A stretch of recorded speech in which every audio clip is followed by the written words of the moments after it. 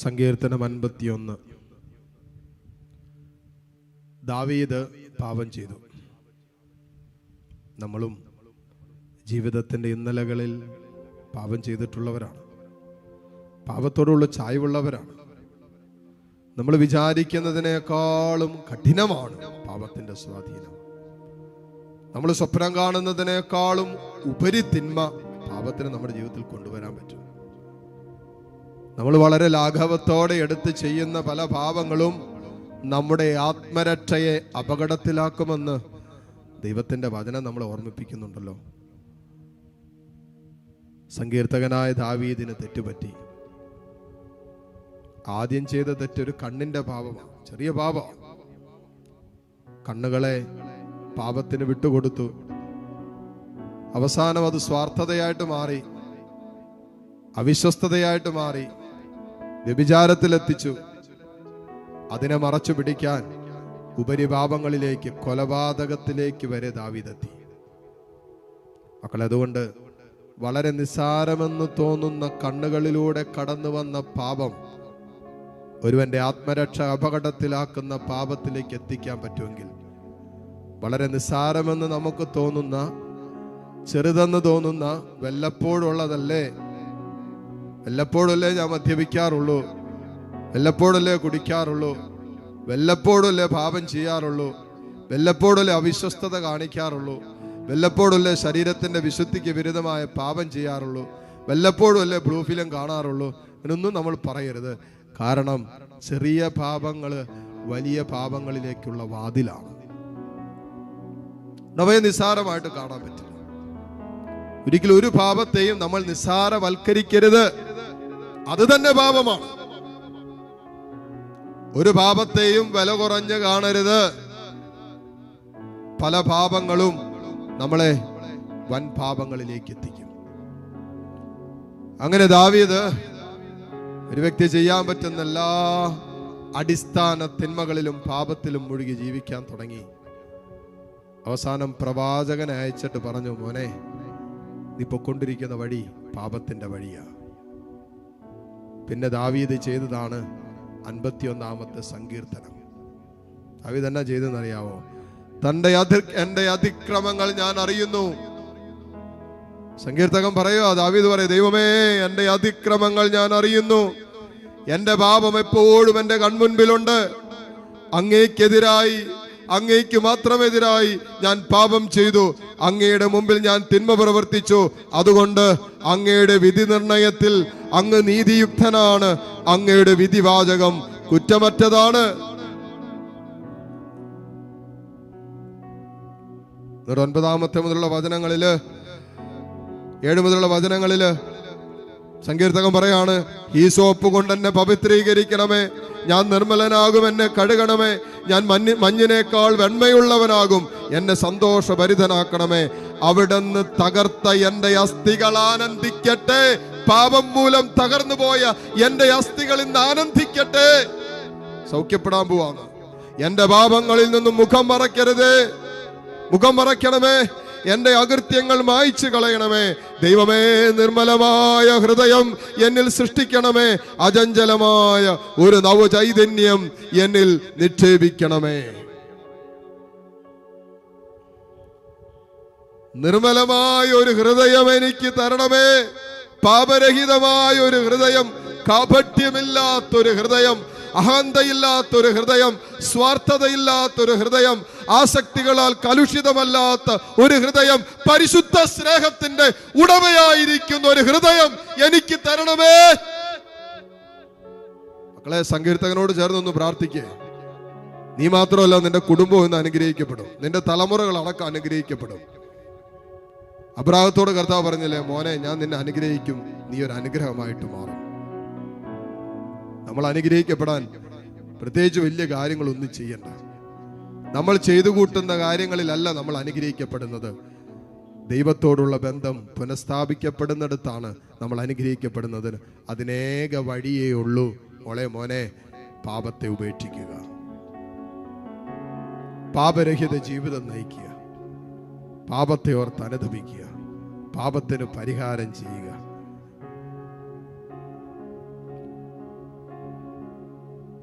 പാപജീവിതത്തിന് പരിഹാരം എന്ന് പറയുന്നത് പാപരഹിത ജീവിതമാണ്.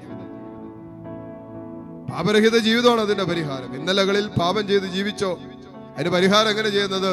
പാപരഹിത ജീവിതം നയിച്ചുകൊണ്ടാണ്. മക്കളെ, നമുക്കൊരു തീരുമാനം എടുക്കാം. തമ്പുരാനെ,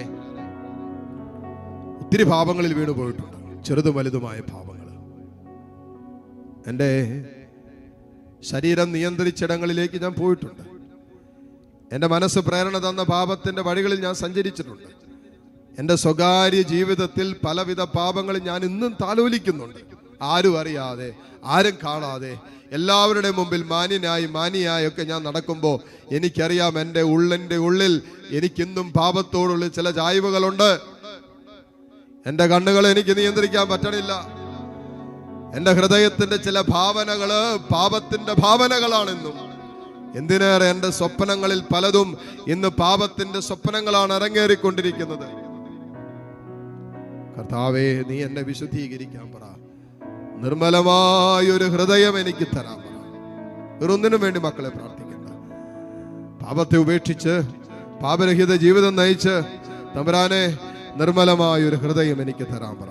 നിന്റെ തലമുറകൾ അനുഗ്രഹിക്കപ്പെടാൻ പോവാ. നിന്റെ വരുമാന മാർഗങ്ങൾ അനുഗ്രഹിക്കപ്പെടാൻ പോവാ. നിന്റെ ജോലി മേഖലകൾ അനുഗ്രഹിക്കപ്പെടാൻ പോവാ. നിന്റെ രോഗങ്ങൾ സൗഖ്യം കിട്ടാൻ പോവാ. ഒറ്റ കാര്യം ചെയ്താൽ മതി. പിശാചിനെ വെറുത്തിട്ട് പാപരഹിത ജീവിതം നയിച്ച് കർത്താവിനെ സ്നേഹിക്കുമ്പോ അവന്റെ സ്നേഹം നിന്നെ വലയം ചെയ്യും. സംരക്ഷണത്തിന്റെ വലയമാണ്, അനുഗ്രഹത്തിന്റെ വലയമാണ്. ആ വലയത്തിലേക്ക് നിന്റെ ജീവിതത്തെ വെച്ച് എന്റെ കരങ്ങൾ രണ്ടും തുറന്ന് ഈശോയിലേക്ക് നീട്ടിപ്പിടിച്ച് കണ്ണു തുറന്ന് കർത്താവിനെ കണ്ടേ. മക്കളെ, ഒരു പാപം പോലും നമ്മൾ ഉള്ളിൽ വെക്കല്ലേ. ഒരു പാപത്തിന്റെ കണിക പോലും നമ്മുടെ ഉള്ളിൽ അവശേഷിക്കല്ലേ. പ്രത്യേകിച്ച് ദാമ്പത്യ ജീവിതം നയിക്കുന്ന മക്കളോട് ഒരു അഭ്യർത്ഥനയാണ്. ഒരു അവിശ്വസ്തതയുടെ കണിക പോലും ജീവിതത്തിൽ അവശേഷിക്കരുത്. സ്വാർത്ഥതയുടെ ഒന്നും ജീവിതത്തിൽ വെക്കരുത്. ഞാനെന്നുള്ള ഭാവത്തിന്റെ കെട്ടുകൾ അടിയട്ടെ. ജീവിത പങ്കാളിയെ തുല്യ കൃപയ്ക്ക് യോഗ്യനാണെന്നുള്ള ആ ഒരു അർത്ഥത്തിൽ കാണാൻ പഠിക്കട്ടെ. ആരെയും വില കുറച്ച് കാണരുത്. മക്കളെ വില കുറച്ച് കാണരുത്. മാതാപിതാക്കളെ വില കുറച്ച് കാണരുത്. ആരെയും വില കുറച്ച് കാണാതിരിക്കട്ടെ. എല്ലാവരും ദൈവത്തിന്റെ മുമ്പിൽ സമന്മാരാണ്. ദൈവത്തെ കബളിപ്പിക്കാൻ പറ്റില്ല. ഗലാത്യ 6:7 വചനം പറയുന്നു, മക്കളെ, നമ്മൾക്ക് പാപം ചെയ്ത് അങ്ങനെ കടന്നു പോകാമെന്ന് വിചാരിക്കരുത്. കാരണം ദൈവത്തെ കബളിപ്പിക്കാൻ സാധ്യമല്ല. ദൈവത്തെ കബളിപ്പിക്കുക സാധ്യമാണെന്ന് വചനം പറയുന്നു. ഒരു പാപവും കർത്താവിന്റെ മുമ്പിൽ മറഞ്ഞിരിക്കുന്നില്ല. ഒരു പാപം നിന്റെ തലയ്ക്കകത്ത് വരുമ്പോഴേ അത് കർത്താവ് കണ്ടു കഴിഞ്ഞു. അതുകൊണ്ട് നിന്റെ സ്വകാര്യ പാപങ്ങളുണ്ടല്ലോ, ഇന്നലകളിൽ നീ താലോലിച്ച പാപങ്ങൾ, ഇന്നും നീ താലോലിച്ച് ആ പാപത്തിന്റെ സുഖം നീ അനുഭവിച്ചു കൊണ്ടിരിക്കുമല്ലേ. മോളെ, നീ എന്നത് ഉപേക്ഷിക്കുന്നുവോ ദൈവം നിനക്കായി പ്രവർത്തിക്കും. എന്ന് ദൈവസ്നേഹത്തിന്റെ സുഖത്തിലേക്ക് നിന്റെ ജീവിതം വെക്കുന്നുവോ, എന്ന് വിശുദ്ധ ജീവിതത്തിന്റെ സുഖം നീ ആസ്വദിക്കാൻ തുടങ്ങുന്നുവോ, അന്ന് കർത്താവ് നിന്റെ ആത്മാവിൽ അത്ഭുതകരമായ കൃപകളുടെ സമൃദ്ധി വർഷിക്കും. വിശ്വസിക്ക്. അനുഭവത്തിൽ നിന്നാ പറയുന്നേ. വിശ്വസിക്ക്. പാപരഹിത ജീവിതം, വിശുദ്ധ ജീവിതം, കൃപയുടെ സമൃദ്ധിയുള്ള ജീവിതം, ദൈവസ്നേഹത്തിന്റെ അനുഭവത്തിന്റെ ജീവിതം, ദൈവ സാന്നിധ്യം നിന്നെ നിരന്തരം കൊണ്ടു നടക്കുന്ന ദൈവപരിപാലനയുടെ ദൈവ സംരക്ഷണത്തിന്റെ ജീവിതത്തിന്റെ ഉടമയാക്കി സ്വർഗം നിന്നെ മാനിക്കും. പാപത്തെ ഉപേക്ഷിക്ക്.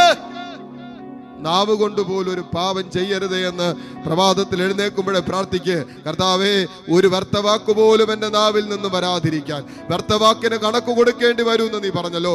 അത് സംഭവിക്കാതിരിക്കാൻ എന്റെ നാവിന് കടിഞ്ഞാണിടണമെന്ന് പ്രാർത്ഥിക്കുക. നാവിനെ നിയന്ത്രിക്കാൻ പറ്റുന്നവൻ അനേകം പാപങ്ങളെ നിയന്ത്രിക്കാൻ പറ്റും. കരങ്ങൾ ഈശോയിലേക്ക് നീട്ടിപ്പിടിച്ചേ. നിർമ്മലമായ ഒരു ഹൃദയം എനിക്ക് തരാൻ പറ. ഈശോയെ, എൻ്റെ ഹൃദയം നീ എടുക്ക്. എന്നിട്ട് വിശുദ്ധീകരിച്ചിട്ട് നിർമ്മലമായ ഒരു ഹൃദയം എനിക്ക് തരാൻ പറ. പാപരഹിതമായ ഒരു ഹൃദയം, നിന്നെ സ്നേഹിക്കാൻ പറ്റുന്ന ഒരു ഹൃദയം, നിന്റെ സാന്നിധ്യം അനുഭവിക്കാൻ പറ്റുന്ന, നിരന്തരം അനുഭവിക്കാൻ പറ്റുന്ന ഒരു ഹൃദയം, എളിമയുള്ള ഒരു ഹൃദയം എനിക്ക് തരാൻ പറ. ഇത് അതിവികാരുണ്യ ഈശോ നമ്മളെ ആശീർവദിക്കാൻ പോകുന്ന സമയം. മക്കളെ, നമ്മൾ ആശീർവദിക്കപ്പെടാത്തതിൻ്റെ അടിസ്ഥാന കാരണം നമ്മളിൽ തിന്മ നിൽക്കുന്നത് കൊണ്ടാണ്. പാപം മൂലം തിന്മ അധികാരം എടുത്തുകൊണ്ടാണ്. ഉണ്ട്. പാപത്തെ ഉപേക്ഷിക്കാൻ തീരുമാനമെടുത്തുകൊണ്ട് കരങ്ങൾ ഈശോയിലേക്ക് നീട്ടിപ്പിടിച്ച് കണ്ണു തുറന്ന് നിങ്ങളുടേതായ വേദനകളും സങ്കടങ്ങളും കർത്താവിലേക്ക് കൊടുത്ത് താഴ്ന്ന സ്വരത്തിൽ ഈശോയെ സ്തുതിച്ച് ഈശോയുടെ ആശീർവാദം സ്വീകരിക്കട്ടെ. Hallelujah, hallelujah.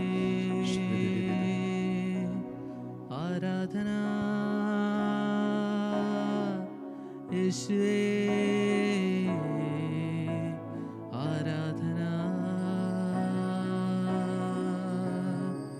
യേശുവേ.